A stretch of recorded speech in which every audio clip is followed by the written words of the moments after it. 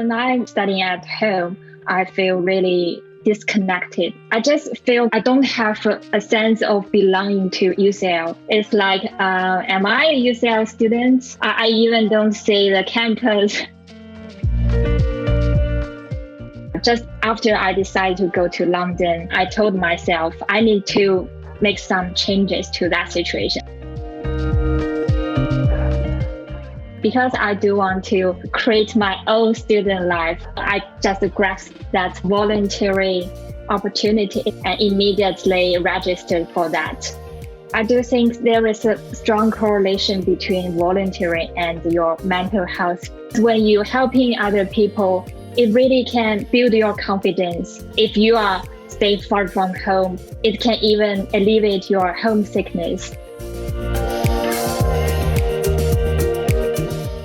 This is Superdiverse UCL, a podcast co-hosted by two students founded by UCL Grand Challenges. I'm Xiaoyu Ding. I'm Lindsay Lee. In the podcast, you will hear international students sharing their perspectives and experiences. We aim to bring a diverse range of students' voices in our conversations.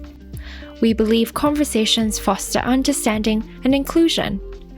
Everyone's journey is unique. So stay connected and join our chat.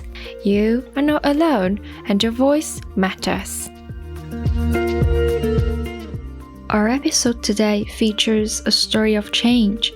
Xiaoyu, a master's student from the IOE, will share her views on remote learning and how she has been taking initiative and creating opportunities for socializing since she came to London this March. Hello everyone, welcome to our third episode of Superdiverse UCL podcast. It is so exciting today that we have Xiaoyu with us. Xiaoyu, would you like to introduce yourself before we start? Yeah. Hi everyone, my name is Xiaoyu. I'm currently a postgrad student at UCL, and I'm studying Applied Linguistics at Cultural Communication and Media at Institute of Education. I'm very glad to be here. Thanks for having me. Thank you, Xiaoyu, for coming. Welcome to our podcast. So why don't we start by talking about your experience as an international student who had the transition spent during the lockdown? We know that you came halfway of your degree from your home to London. So it will be quite interesting, I guess, for all of us to kind of hear your story about your journey. It must be hard to start a degree at home first and then come to London. How do you manage to kind of... It's really hard to summarize my journey of postgraduate study in a simple sentence because especially during such special circumstances, we're all in lockdown during the pandemic. Actually, I spent half of my postgraduate study at home in China, and then I traveled to London just in early March this year. I just feel it's totally different experience. When I just start our remote learning at September last year, firstly, I thought, wow, it's quite cool because I don't have to go to university. I don't have to commute to school. And I just need to stay at my cozy home. And even when I attend the lecture, it's like I'm holding an iPad, even lie in my bed. And I thought, wow, it's so cool. And I like that mode. But, gradually I found, wow, things not always like that.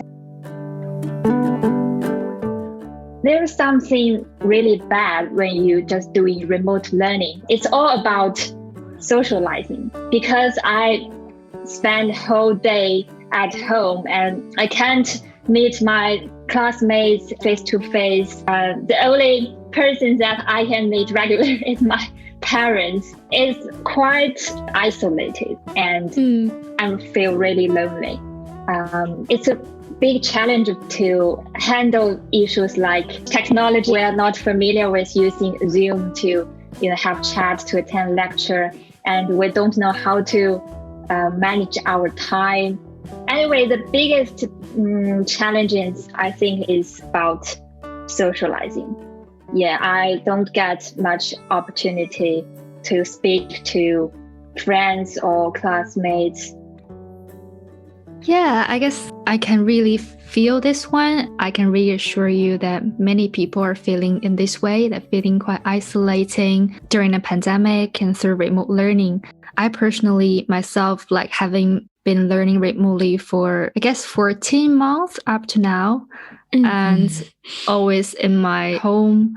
So it's like, it really deserves detailed attention to different projects that you're doing, and also really need time management skills. I mean, I can't control myself a lot of times when I just want to lie in bed and don't do anything.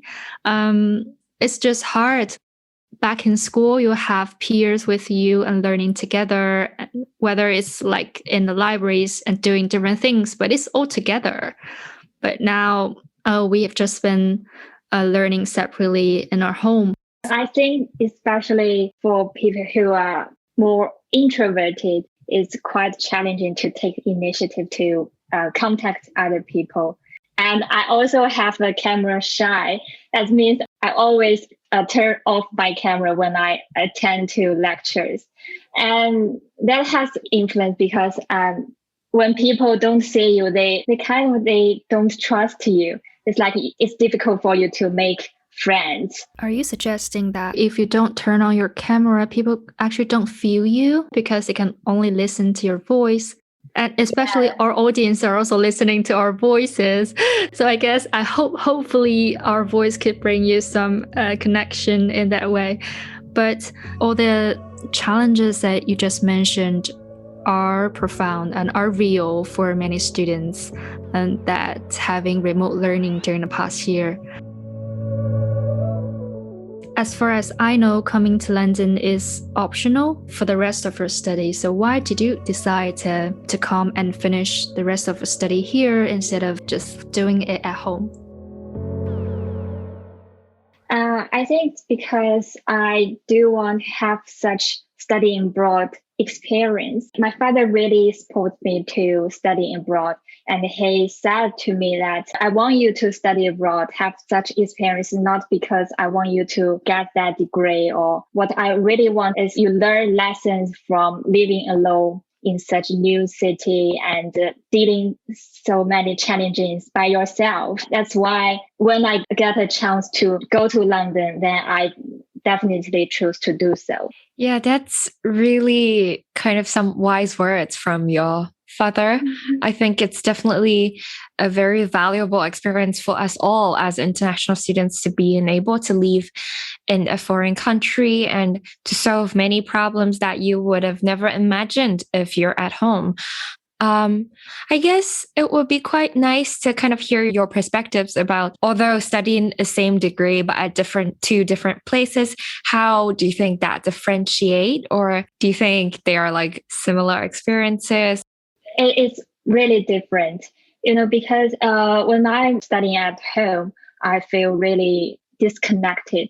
I don't think it's lonely. I'm surrounded by my parents and relatives. I just feel I don't have a sense of belonging to UCL. It's like, am I a UCL student? I even don't see the campus. I don't know how to go to my university. I don't have that experience. It's like, am I going to a fake university or something like that? I think having the remote learning at home is like you are a bird in a transparent glass cage, and you can see other people surrounding you, but you just feel there is some barriers between you and your parents and other people. Just after I decided to go to London, and then I told myself I need to make some changes to that situation. I can't just keep being that disconnected all the time. I need to do something to make me feel more positive.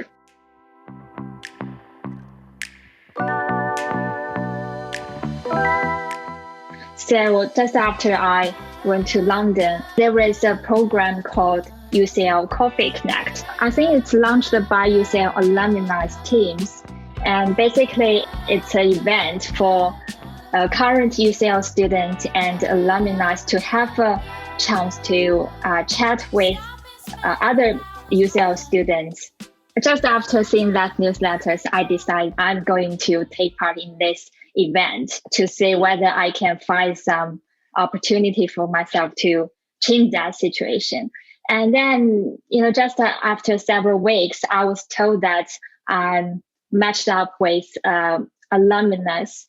He finished his PhD degree in 1980.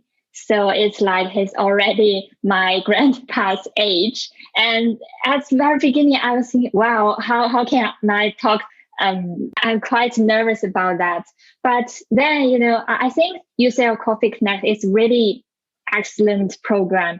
It gives you a lot of resources in terms of how you can initiate talk with your match and how you can address them politely, or they even gives you resources of some topics that you can discuss with them. I hesitate to take the first step to contact my match. He take the initiative and just contact me before Easter holiday. So we have our first Zoom chat meeting during the Easter holiday. It's really surprising for me to find that he shares such feeling with me. He also feels disconnected.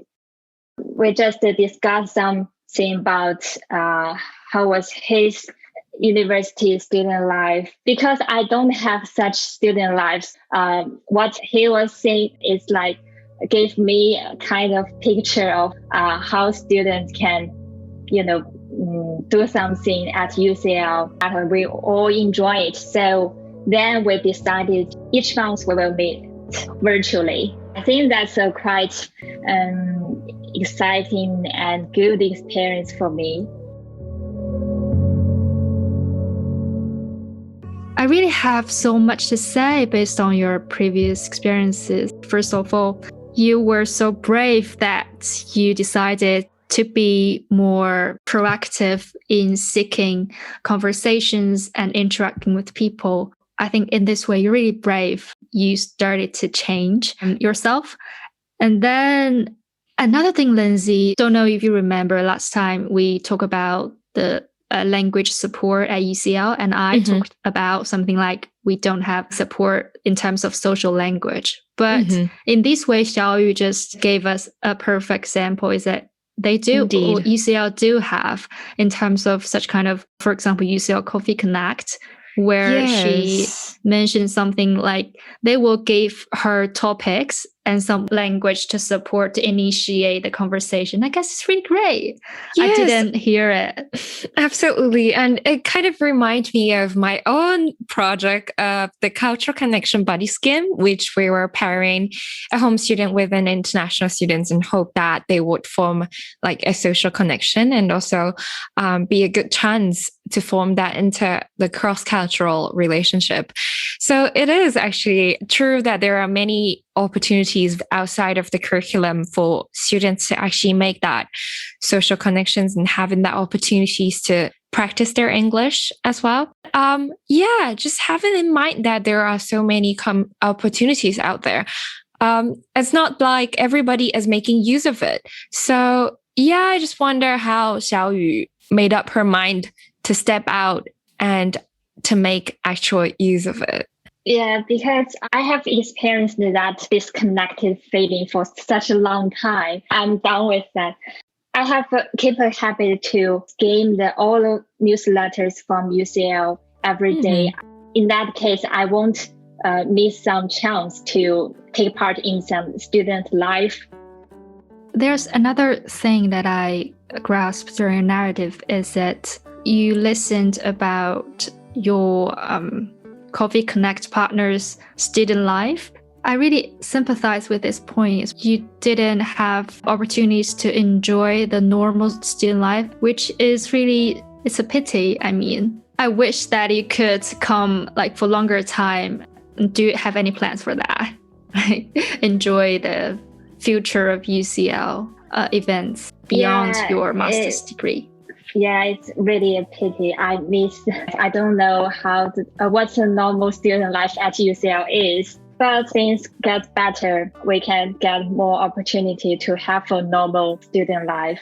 There will be a boat party in mid-July. So I decided to take part in that. Yeah, just to get the last chance to enjoy. Yeah, exactly. Things are getting better and better, as you said. Let's get back to your Coffee Connect experience. Xiaoyu, I wonder, how did you feel after coming to the Coffee Connect event? Yeah, just how did you feel about it? Just after that meeting, I feel really excited and connected with people. And I think, wow, I love this feeling and I want more. So I just think about, because I have been volunteering at Confucius Institute for a long time, then I think I can just be matched up with a student at a Confucius Institute. We can be language partner. I can teach them Chinese and they can help me improve my English. Then we will have mutual benefits. So just after I got that thought, I immediately sent an email to staff at Confucius Institute and elaborate on my thought. And they thought that's very good. And then I paired up with a primary school teacher who teach Chinese at Glasgow. And actually, we both very enjoyed that opportunity and we scheduled meeting for each week. Oh, lovely. Confucius Institute is part of IOE. Yes. I guess That's so cool. I didn't know. it's a center that support the teaching and learning of Mandarin, Chinese, and the study of China across area of other curriculums. Could you tell us more about your volunteering experience? It's a voluntary opportunity. It's offered by second language acquisition module. I heard that from one of my classmates who have enrolled in that module. Because I do want to create my own student life, I just grasped that opportunity and immediately registered for that. Basically, it's like our major is applied linguistics, somehow related to language teaching. We attend regularly workshops that developed for students at Confucius Institute, and we are helping them reviewing what they have learned and present some Chinese culture to them, give them some one-to-one feedback, something like that. I really love that you just said about you created the opportunities and you created your own student life by yourself. In terms of volunteering, have you done any other kind of volunteer activities before? I do love volunteering. Back to my undergraduate studies, I took part in lots of voluntary jobs. But during my postgraduate studies, I only take part in this one, Confucius Institute, because I need to spend much time on my studying, focusing on reading papers, attending lectures. I do think there is a strong correlation between volunteering and your mental health. I don't know whether there is some scientific proof evidence. It's just my feeling. Because when you're helping other people and when you've been socializing, it really can build your confidence. If you are stay far from home, it can even alleviate your homesickness. Yeah, so I really love that voluntary jobs. I don't intend to quote anything psychological here, but I think that is backed up with research evidence about if you've ever heard of the Maslow's hierarchy of needs. So the voluntary work that you do is kind of fulfilling your social needs, giving your own the sense of satisfaction of helping others, and the sense of being altruistic is also very good for your mental health. So yeah, that's actually true. And it's nice to hear that it's backed up with real life evidence. Yeah, I think it's really interesting to hear about all the experiences. Because I know that, especially echoing your point of not feeling the sense of belongingness, to UCL and not feeling as a UCL student that much. I've heard a lot of jokes and mocking from students themselves saying that they're just attending Zoom universities. So I guess that's how we all feel, that we're all just sitting in front of our own laptops and watching lectures on the same platform. So all of the things that you've done, you've taken the initiative to actually make a change to your university experiences. I think that's really some nice stories to hear. Since you came to London, have you got a chance to meet with your classmates in person? Oh, yeah, of course. Just immediately after I traveled to London, I contact with one of my classmates who have been in London for 4 or 3 months. That feeling is very strange because you spend so much time meet virtually. You are familiar with each other, but actually you don't know each other. I still remember when we first meet, it's like we are all awkward. Even we don't know how to talk to people face to face because we are used to look at the screen. Yeah, I can imagine how difficult it is to meet people in person. Imagine, Lindsay, that we haven't met each other, but we have been doing this podcast and other stuff together. It's just strange, It is. I don't know. Imagine one day that we two meet physically. It might take some time to familiarize with each other, like the physical body. Exactly. It's a normal phenomena in post-COVID time that people feel it a bit awkward. We must need some time to do transitions, to go back to our normal social lives and activate our social selves. They're saying that we need to kind of exercise our social muscles so that we know how to smile, how to eye contact with people in person. It's just different from you look through the screen. It's coming soon. I mean, we will go back, if not the same back, but we will go back to some kind of social lives as well. Very look forward to, but a bit like afraid. Yes, I guess we could have it as a take-home message again. There probably will be some coming freshers or other prospective students listening to our podcast. So it will be really nice for Xiaoyu to give them some advice as someone newly moved to London or is gonna move to London, as of how you passed the transition period smoothly, like how you did, or in terms of socializing in a completely new environment. I hope things get better and better, and all of you don't have to experience the feeling like what I have experienced. But if you feel disconnected or lonely, the first step is just to be brave. Don't be afraid of expressing what you want explicitly. You don't be ashamed of having such disconnected feeling. I think most of people share that feeling more or less. So just be brave and speak out loud what you want and take the initiative to contact people. And you will see that things would go to a direction that really surprise you. The second one I think UCL really cares about our mental health, especially during such special times. So just grasp every chance that can make you feel connected. Keep an eye on that newsletters or career service or some students' unions newsletters. And then you will definitely find one program that suits you well. Thank you, Xiaoyu. Thank you so much. I think that's some really pragmatic advices for any freshers. And we definitely understand that it's very difficult. It takes a lot of courage to actually take the initiative to reach out to others, especially as someone who just arrived.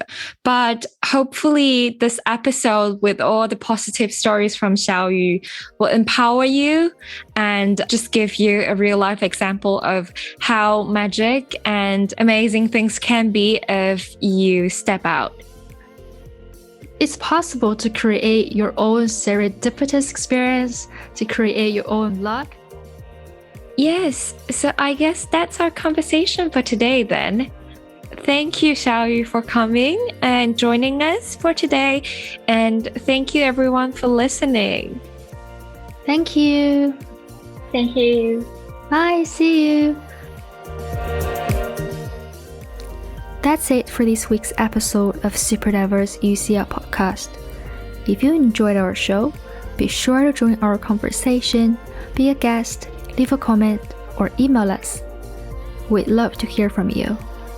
To stay connected, follow us on SoundCloud, Twitter, Instagram, or WeChat, and let us know the issues that you felt important to talk about. We're Xiaoyu and Lindsay. Thank you for listening.